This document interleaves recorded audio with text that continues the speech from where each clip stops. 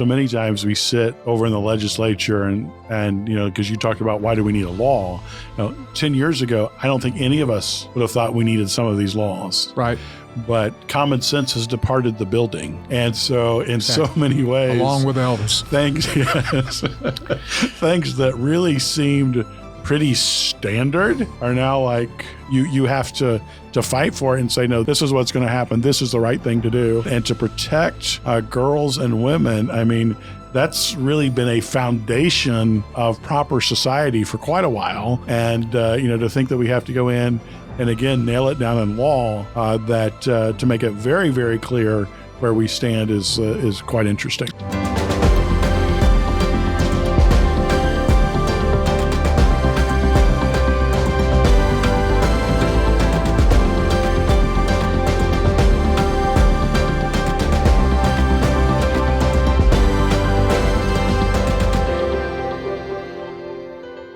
Well, welcome to the Palmetto Family Matters Show. I'm Randy Page, Executive Vice President of Palmetto Family Council, and I'm pleased to have my very good friend, Dr. Tony Beam, who is a member of our board at Palmetto Family Council, joining me today here in the studio on this podcast. Welcome, Tony. Well, thank you, sir. It's a pleasure to be here. I see you all the time down here in Columbia when we're together over in the lobby at the State House working on various things, and it's great to be with you in the studio to talk about some of those things that we work on.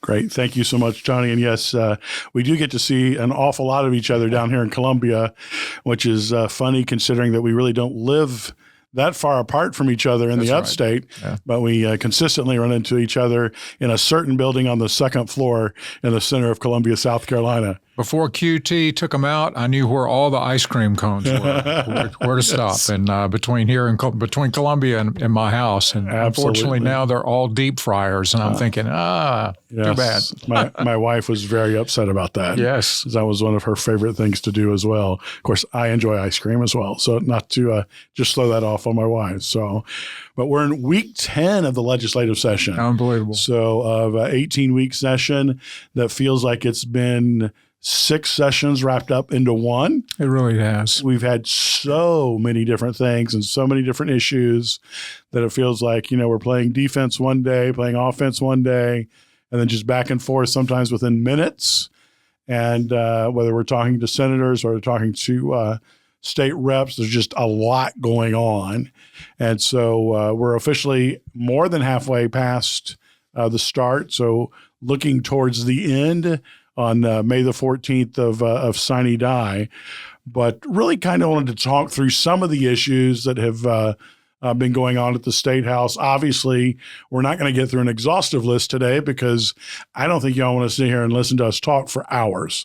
But we'll give you kind of a quick 30,000-foot view of where we're at and kind of what's going on over at the State House. So Tony and I both had the privilege last week of joining with a number of grassroots groups, ours included, and a number of state senators and state representatives to talk about the Parental Rights Act.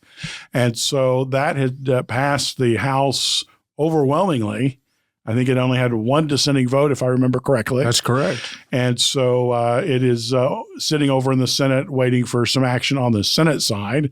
And so a number of us got together, and it brought out senators from all over the states, a lot from York County, because I think that's where a lot of this came from, some of the problems that they were trying to take care of. And so, Tony, if you could kind of just paint a picture for us, what happened during that press conference? Kind of who were some of the players, and what do you see moving forward on that? Well, I was honored to be part of that. I appreciate Tanya Shelnov with ADF. She was, of course, one of the drivers of the press conference because ADF has determined that South Carolina is one of the worst states in the United States in terms of protecting parental rights. Now, parents may not be aware of that because maybe they don't deal with it every day. They don't think about, they just assume that they have the right to make decisions for their children. But if they run into the system in South Carolina, they can discover pretty quickly that their rights are not as strong as they may think. So the press conference pointed that out, and there were a lot of speakers that talked about the fact that God is the one who gives parents the right to make the decisions for their children. and that needs to be codified into law, that in South Carolina, a parent needs to feel like that they can make the best decision for their child's education. They can make the best decision for their child's medical care. They certainly want to be able to determine the spiritual upbringing of their children, which can sometimes be interfered with by the state because the state may take a position that doesn't line up with Scripture, if you can imagine that. So the press conference, all the senators that spoke, I thought were very eloquent. In the way that they presented the case. You would think that this would be something, listening to the press conference, that we would be able to get through the Senate rather easily, but their priorities have been different this session, and they haven't seen fit to bring it up yet.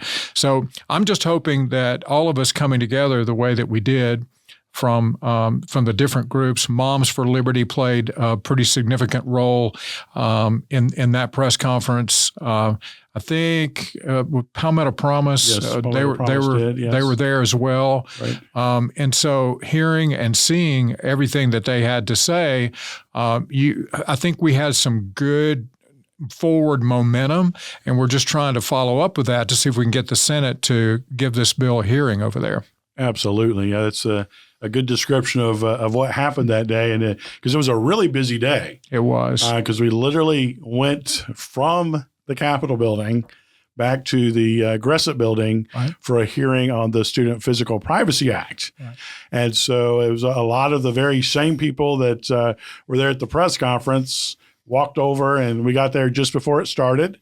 And in the committee hearing, there wasn't any testimony from those of us who were there. We just kind of got to sit in and listen to the arguments going back and forth. And that's always really interesting to me, particularly the ideological divide between senators and how they work things, and trying to, I think there are always some senators who try to always play nice to everybody, and then finally it's like, no, this is a piece of legislation that we need. Right. This is something that people in our districts are asking for.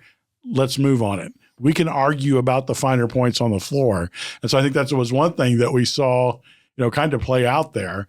Any other ideas you want to kind of add from that hearing? Well, I was shocked at how short it was, for one thing. I mean, we got in there, there were a few conversations and back and forth. And you're right, it's interesting to look at the ideology and to listen to those who would come against privacy. They have to be very careful in the way that they speak about it, because it's, most people in South Carolina can readily understand that private spaces, intimate spaces, need to be gender specific, and that people have, a right to privacy and to not have that space invaded. And so to speak against it takes a little bit of political wrangling to not just come across as being uncaring or just completely oblivious to what is biologically true, so to speak. But no, it was the thing that amazed me was the brevity of it. We were in and out of there in probably 20 minutes, and I can't remember a committee meeting that has moved that fast.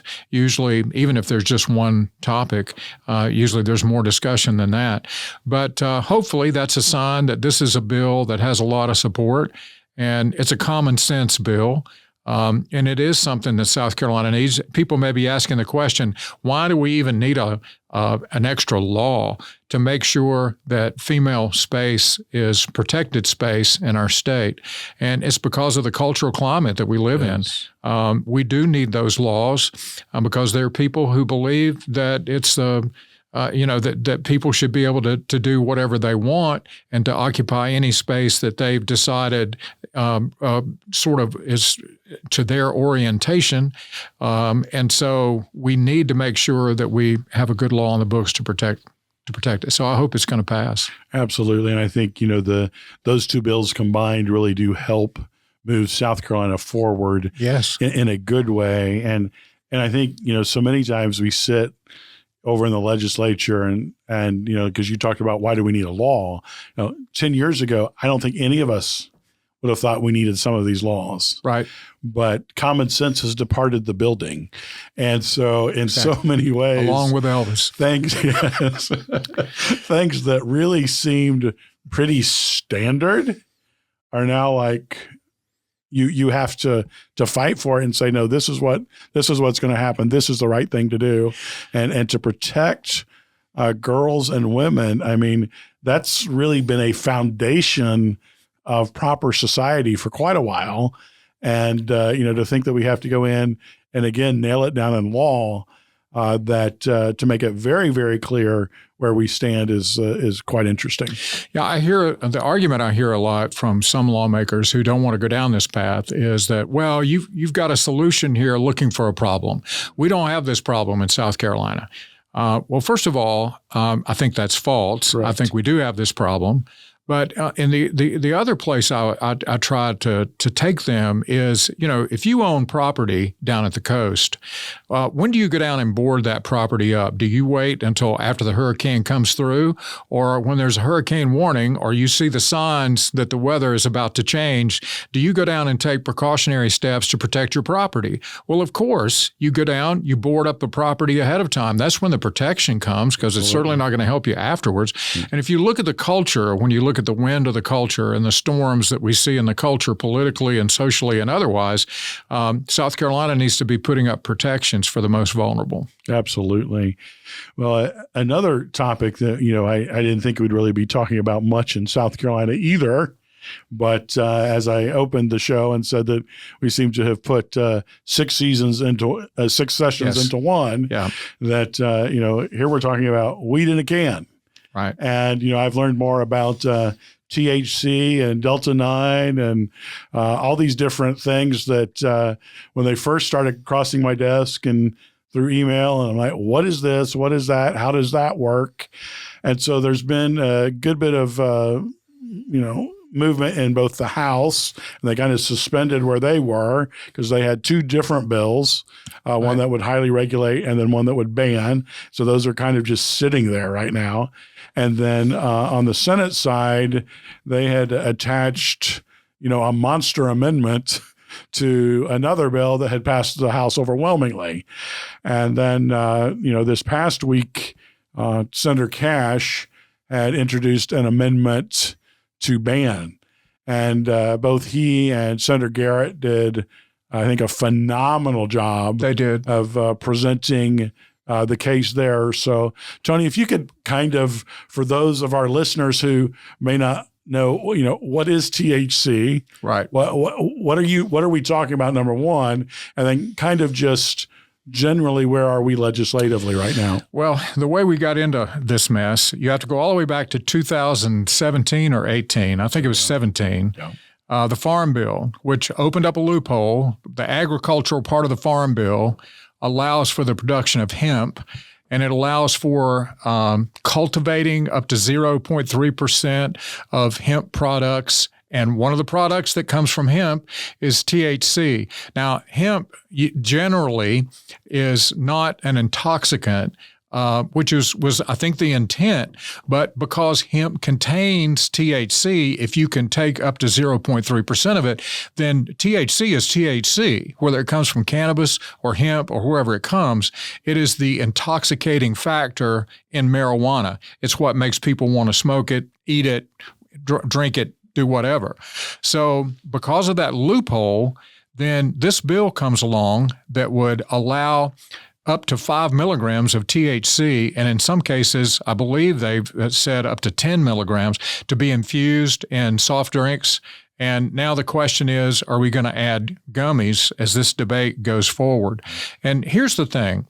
THC is essentially, if we do this, we're opening the door to marijuana in a way that we've been able to keep that door closed in South Carolina. If you want to know what an open door to marijuana looks like, look at Colorado. Look at these states that have been devastated. I was reading the other day that driving under the influence jumped 150% when they legalized marijuana and made it recreational, and they're living with that now. Wow. And this is what's going to happen in South Carolina. Once you say it's okay to have marijuana in a can and to have gummies that are infused with THC, which is marijuana, and you allow people to consume those, then where is the block going to come to keep them from smoking it or ingesting it, vaping it, or having it in any other form?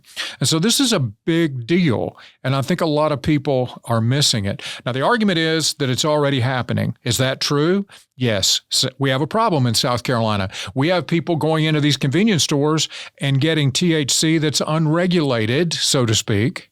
But here's my scenario that I would throw out there, and I wrote a little bit about this for my Courier article this week. We have a problem with breaking and entering in South Carolina. I mean, I can't open up WYFF News 4 or any of my other news sources without seeing, robbery, people going into people's homes and breaking and entering.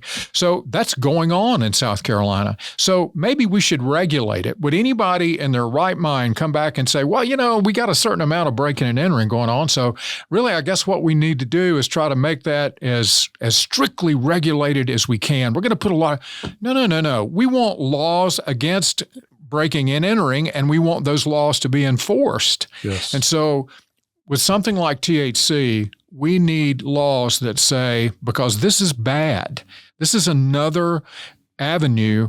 With South Carolina, where we rank number one with fatalities on the highways because people get under the influence of something and get behind the wheel of a car.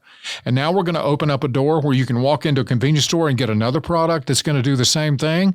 This is bad for South Carolina. And we need people to know that and to make it known, because we're on the cusp of seeing this thing go all the way through and be legalized. Yep. You're right, and really appreciate you kind of laying that out there. I think it made it very clear about what the fight's all about. Yes, and just to go back to the amendment that Senator Cash offered. Yes, it failed on a 22-18 vote. That's right. Which I think both of us kind of sat there in shock that it was that close. I was shocked. I thought it was going to be much more.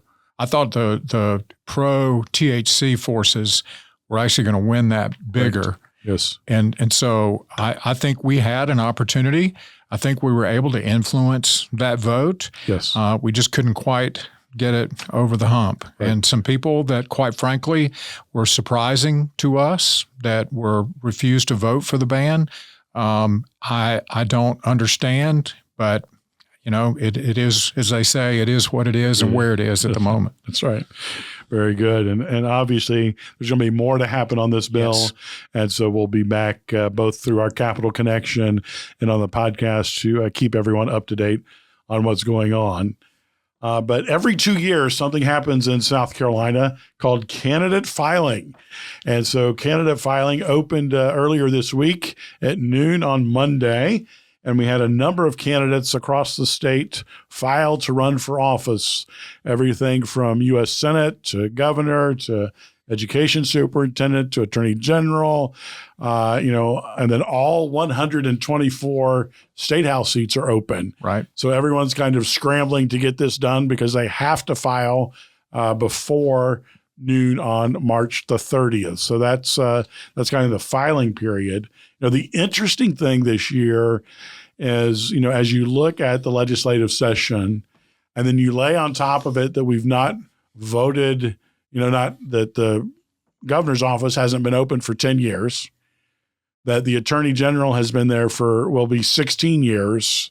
So there's just a lot of movement that's going to happen that just isn't typically there. Right. And so, we've even seen, as of the very first day of filing, I believe there were 8 Republican primaries already. And on the Democratic side, I think there were 2. Obviously, 5 hours worth of filing got us a lot, but there will be a lot more. Yes. And we will give, better breakdowns both in the Capital Connection that goes out by email every Friday, as well as on our podcast here. And that's and believe it or not, the election is Tuesday, June the 9th, and I haven't counted lately, but we're probably in the mid-80s as far as where the timing is. So it's coming fast. Yep. So be prepared to watch all kinds of TV commercials, hear all kinds of radio commercials. If you think you're getting lots of texts now, hold on.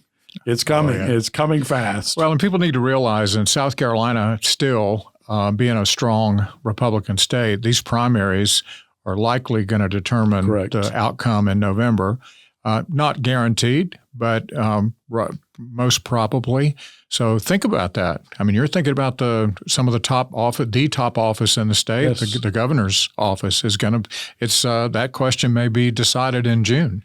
Absolutely. And so people need to be aware of who stands where, dig into the candidates a little bit.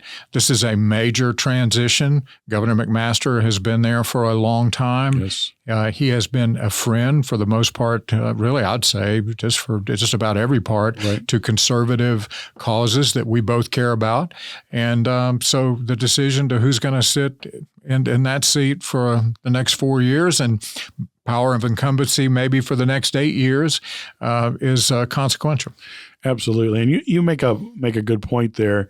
I remember talking with some friends at church a couple of years ago, and they were talking about, well, I kind of wanted to see who the candidates were after the primary, then I'll vote in November. And I'm like, no, really the time to get involved is the primary because so few people vote. Yes. When you talk about your vote having an outsized influence, you use it in that primary. Then if you want it to have even more of an outsized influence, you vote in that runoff 2 weeks later. Yes, because there will be, with the number of candidates for governor, right now we have 5. I believe that's right. 6. 6. 6, yes. Well, I didn't realize. But there'll be a runoff. Yes. And so, and that's in the middle of the summer when Yes. people are not necessarily paying attention. So Right. we need to pay attention. That's right. Well, we've got a few more bills we just kind of want to talk about. Sure. We just talked about Governor McMaster and just some of the things that he's done throughout his tenure. One of the issues that is huge right now is human trafficking. Mm-hmm. And so a bill that went through both the House and the Senate and the governor just signed into law this past week was a bill that mandates continuing education for medical professionals. So we really found where a lot of these trafficked victims had interaction with medical professionals while they were being trafficked, but it's going to be able to give them some of those tools to be able to see, to be able to recognize it and then to be able to refer them a little bit better. So that became law, I think, on the 9th of this month with the governor's signature. There's another bill that is working its way through House Judiciary that came out of the Senate that Senator Kimbrell did to kind of work with the law on prostitution and things like that, because we really had not updated our statutes on commercial sex since the 1980s is what I was told. Mm-hmm. So obviously that was pre-internet, that was pre a lot of things. And so that's, something that we're tracking there. And that's cracking down on prostitution Yes. and sex trafficking as a whole is the goal of that bill. Yeah. So it's important that we're trying to track that as well through South Carolina Baptist Convention. And of course, we're working together on those things, trying to see if those are some of the good things we'd like to see get through. And then there was another bill on the 10 Commandments that made it through the House. Yes. And it's obviously everyone knows what the 10 Commandments are. So I don't think either one of us needs to go through what that is. But so that is headed over to the Senate for them to debate that. It was kind of it provided for the posting of the 10 Commandments in every K through 12 and college classroom in the state, Right. On the public side or public charter. And then it also allowed public schools to have voluntary chaplains. And so that was introduced by Representative Stephen Long out of Spartanburg. Mm-hmm. He did a phenomenal job on the floor of the House defending that. And so it is. We do expect some Senate action at some point here. Again, we're now at 20 some days left. Right. So those days are quickly moving away. So we'll watch that and keep moving forward on that. Well, it's interesting. People may ask the question, why would you do this? I mean, I think students, obviously, first of all, the Word of God does not return void. And so anytime God's Word is discussed or seen, or it has an impact. But we're talking about also the foundation of Western civilization here, of Western law, an understanding. The Ten Commandments are the undergirding, philosophical, religious, of course, spiritual undergirding of much of our law. And so it's important for people to understand that as well, I think. Absolutely.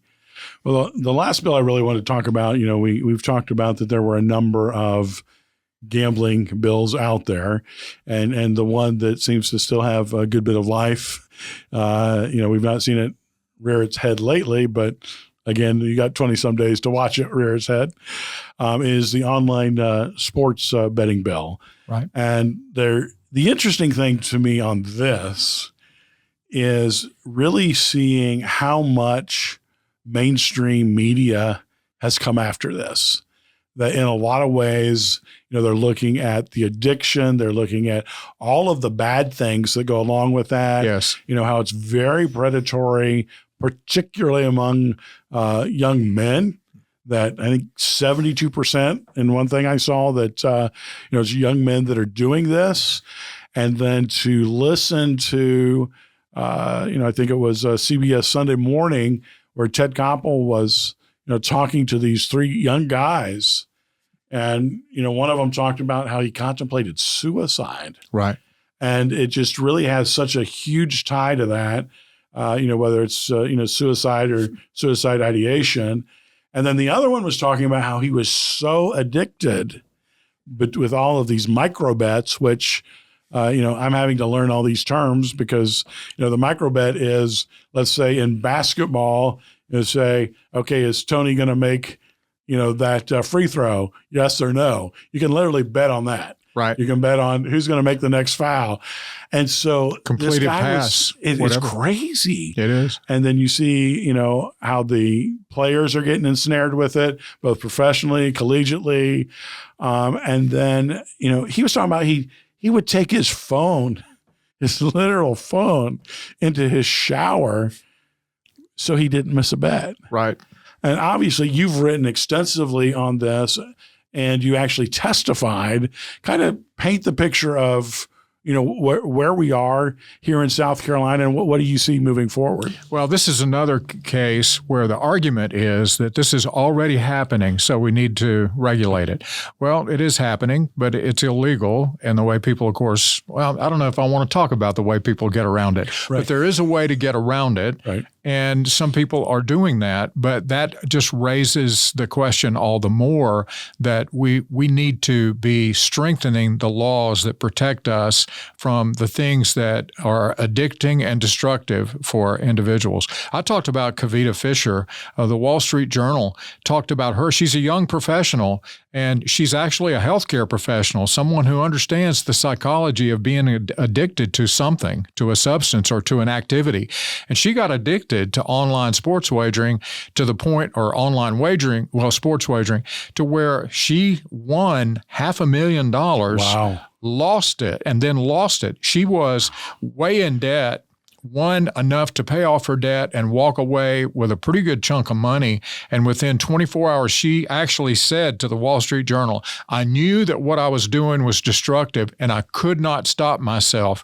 She ended up over $500,000 in debt, spending up to $4,000 a month for the next decade or so, trying to pay off her debts, and all of that because of online sports wagering. So this is it is amazing that sources that normally would not take up a liberal, so to speak, cause are now coming in and saying, look, there's a lot of danger here, as you said, to college students, to sports in general, and to individuals. So the hearing was interesting. I testified. Steve Pettit from Palmetto Family, the president, he testified. I think he and I were the only ones that were testifying. There's one other maybe that testified against. But in my testimony, I brought up Kavita Fisher and talked about how South Carolina Baptists have passed numerous resolutions, and Southern Baptists as well, against gambling. And I got into a back and forth with some of the senators, one in particular, about the issue. And it was very respectful, but it's just fascinating to me to hear the arguments that would say that our culture not only can endure this, but it's something that we actually need. The state is going to make money off of this. I mean, they're going to tax it. And it's interesting, the bill actually contains that would do this. It's a 38-page monstrosity that would set up the commission and decide, is it going to be DraftKings? Is it going to be who's going to have they have to pay, I think, $1 million for a license is what they pay.